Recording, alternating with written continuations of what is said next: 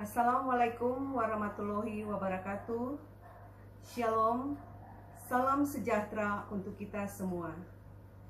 Perkenalkan, nama saya Lai Keke Martina Marentek, SPD MED. Saya adalah dosen pada program studi pendidikan khusus Fakultas Ilmu Pendidikan Universitas Negeri Manado.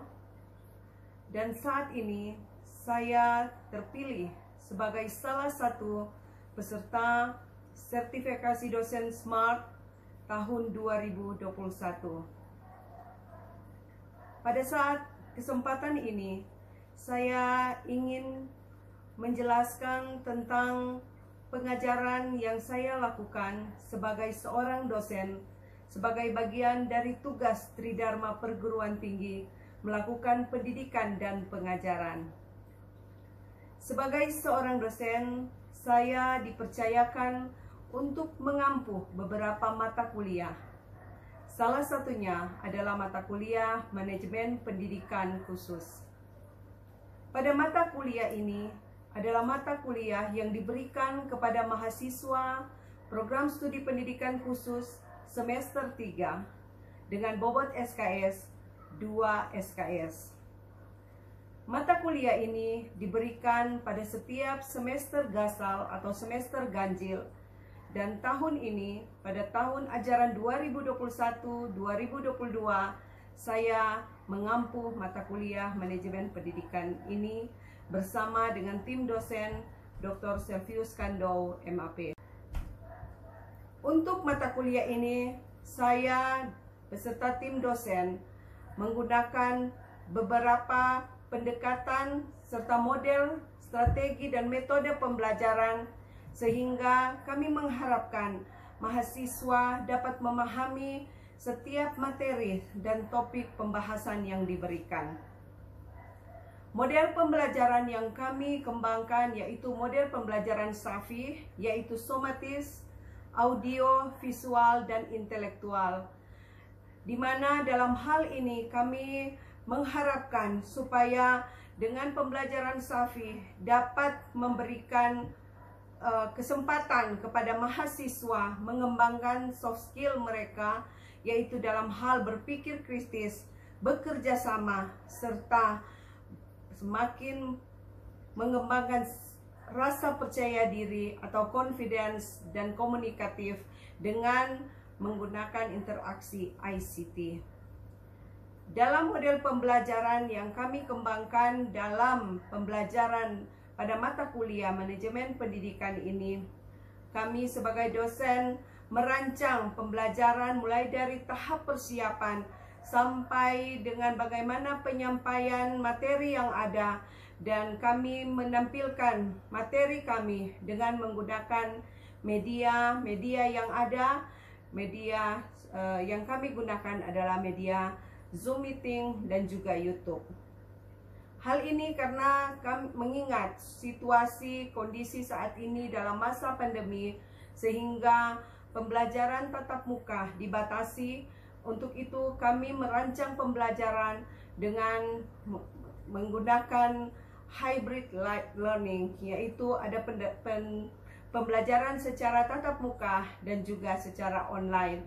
Dan untuk online kami menggunakan YouTube dan juga Google Meeting serta Zoom Meeting. Untuk materi-materi yang kami telah persiapkan dalam pembelajaran mata kuliah Manajemen Pendidikan, semuanya itu telah terencana dengan baik dalam RPS yang telah kami susun sebelum mata kuliah ini kami ajarkan. Jadi semuanya telah disusun dengan secara terperinci dan terstruktur sehingga mahasiswa dapat menerima materi secara komprehensif.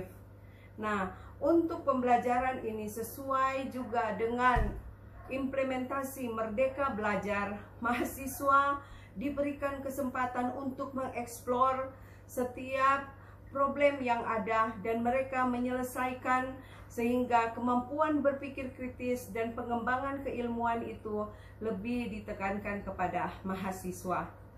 Untuk itu, pada mata kuliah ini juga kami mengembangkan model pembelajaran problem-based learning, di mana mahasiswa kami persilahkan untuk mengeksplor setiap pembelajaran yang ada, materi yang ada dengan menggunakan problem-based learning ini.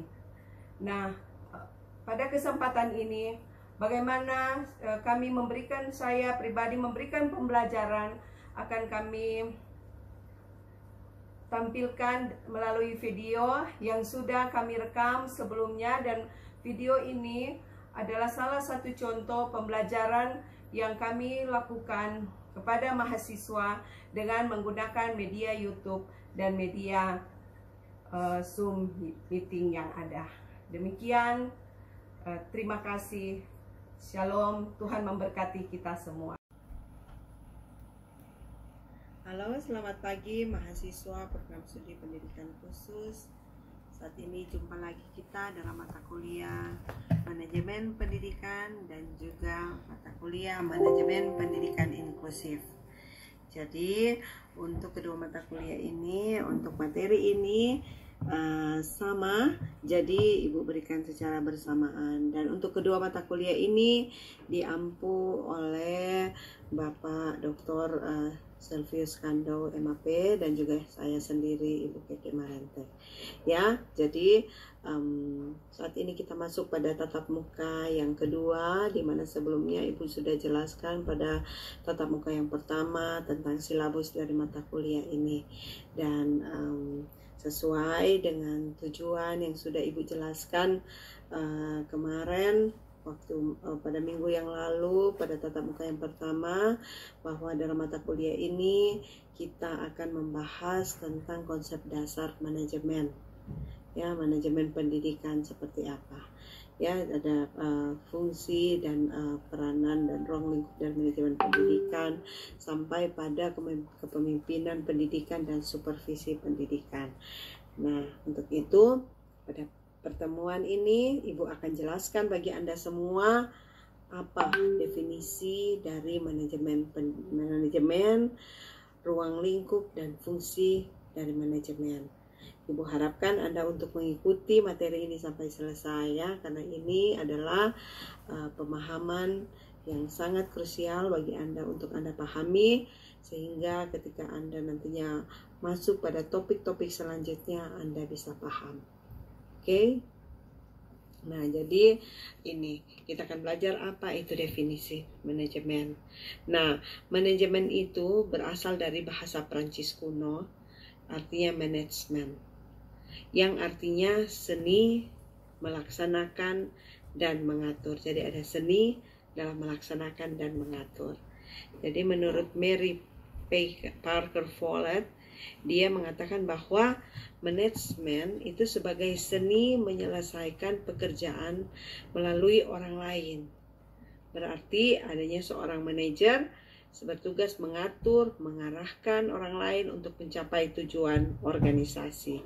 Jadi menurut Follett, dia berkata bahwa manajemen itu adalah seni dalam menyelesaikan pekerjaan melalui orang lain. Ya, jadi kita mengatur dan mengarahkan orang lain untuk mencapai tujuannya. Jadi itu ada seninya. Itu dalam manajemen. Nah, menurut Griffin, Ricky W.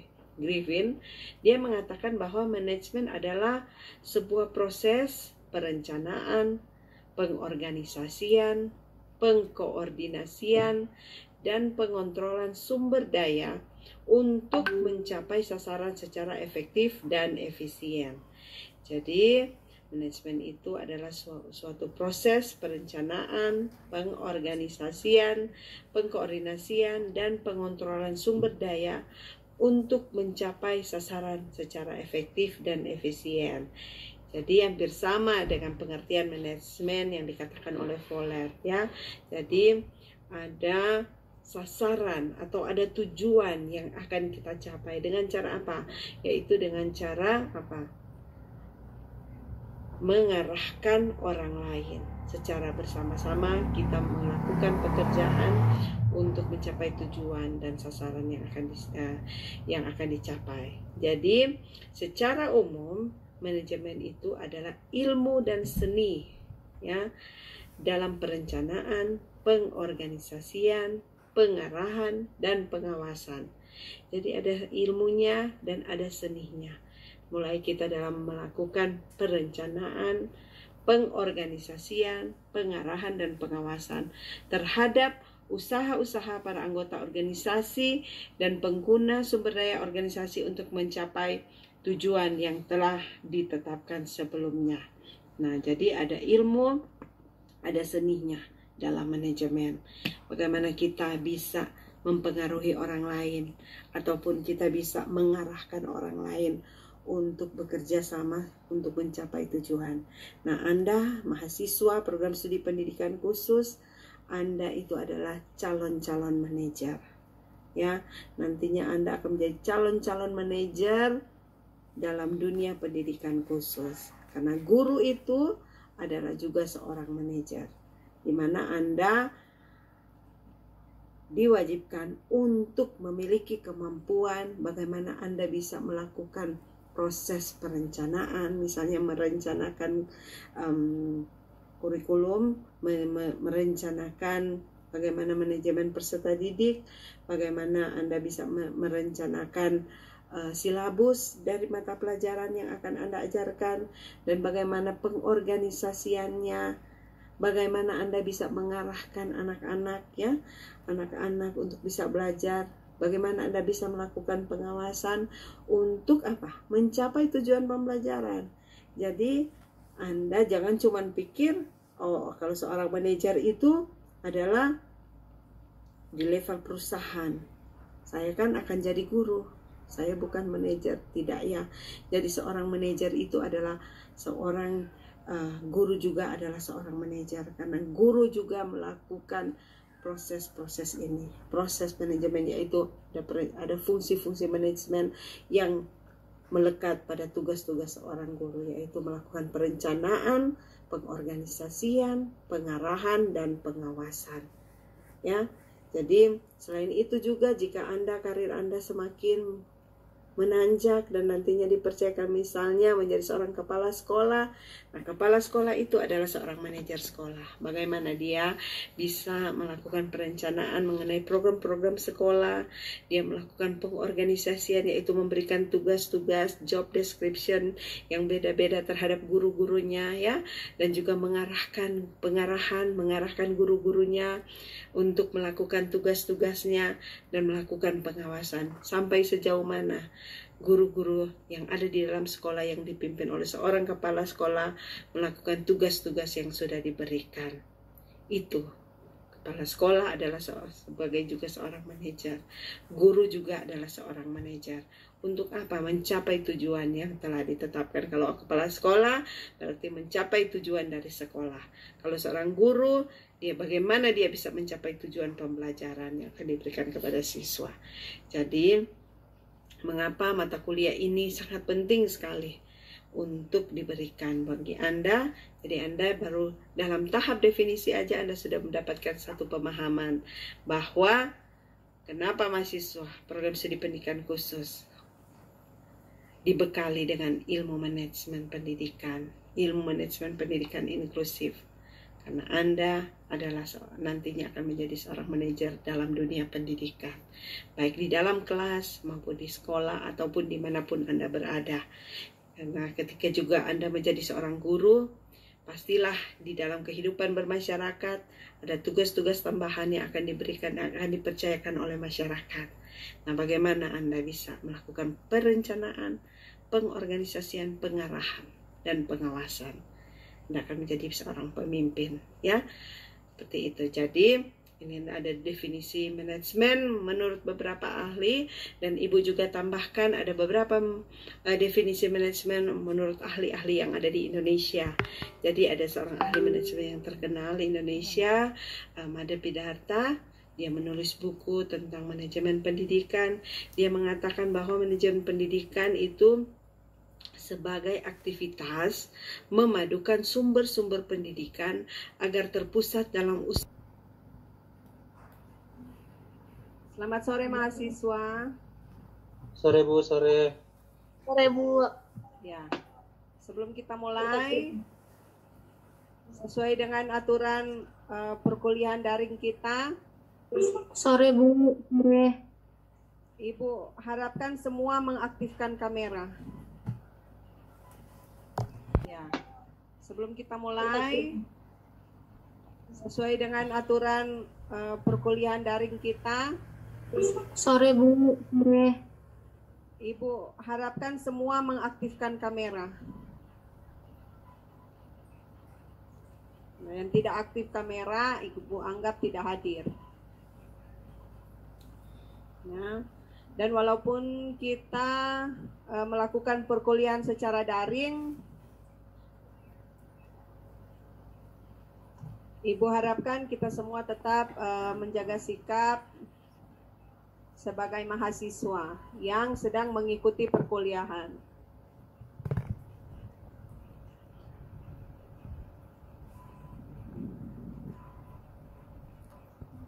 Oke, jadi sampai saat ini kita sudah ada 10 mahasiswa yang hadir ya. Iya. Ibu. Mulaikan perkuliahan kita di hari ini, mata kuliah perencanaan pengajaran. Nah, waktu yang lalu Ibu sudah menjelaskan kepada Anda silabus dari mata kuliah ini, ya, tujuan mata kuliah, juga Ibu terima dan cakupan permisi Bu. pembelajaran. Ibu terima dan oke, makasih Bu.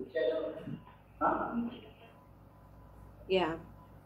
Nah, hari ini kita akan belajar bersama-sama pokok bahasan yang pertama, yaitu konsep dasar perencanaan pengajaran. Mulai dari pengertian perencanaan pengajaran, fungsi, prinsip, komponen, dasar-dasar perencanaan pembelajaran, dan konsep pengajaran sebagai suatu sistem. Jadi, Ibu harapkan kita semua mengambil atensi karena waktu kita dipersingkat ya, karena kita daring, nanti pengembangan oleh Anda sendiri sebagai mahasiswa. Oke. Jadi perencanaan pembelajaran ini adalah mata kuliah wajib buat Anda mahasiswa, calon guru, anak berkebutuhan khusus. Nah, kalau kita melihat perencanaan pengajaran ini terdiri dari dua kata, yaitu perencanaan dan pengajaran. Nah, perencanaan itu diambil dari bahasa Inggris, yaitu design, yang berarti perencanaan, rancangan, atau persiapan. Nah, dalam ilmu manajemen pendidikan, kan Anda juga sudah belajar mata kuliah manajemen pendidikan. Jadi perencanaan itu disebut dengan istilah planning, yaitu persiapan menyusun suatu keputusan berupa langkah-langkah penyelesaian suatu masalah atau pelaksanaan suatu pekerjaan yang terarah pada pencapaian tujuan tersebut. Jadi, perencanaan itu adalah sebuah persiapan ya, persiapan menyusun suatu pekerjaan yang terarah. Jadi betul-betul dipersiapkan untuk mencapai tujuan tertentu. Jadi secara sederhana dapat diartikan bahwa perencanaan adalah pemikiran sebelum pelaksanaan suatu tugas. Jadi pokok-pokok pikiran ya seorang guru dituangkan dalam perencanaan. Nah, kalau dalam hal pembelajaran di kelas, hal-hal apa saja yang akan dilakukan oleh seorang guru di dalam kelas,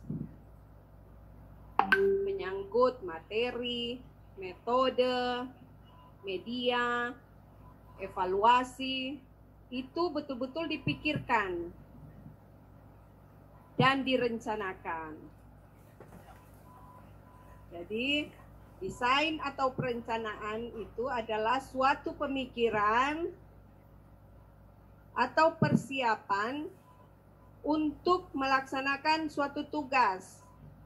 Demikianlah video pembelajaran tatap maya yang saya lakukan ketika memberi pembelajaran pada mata-mata kuliah yang saya ampuh. Demikian dan terima kasih. Salam sukses, salam sehat buat kita semua.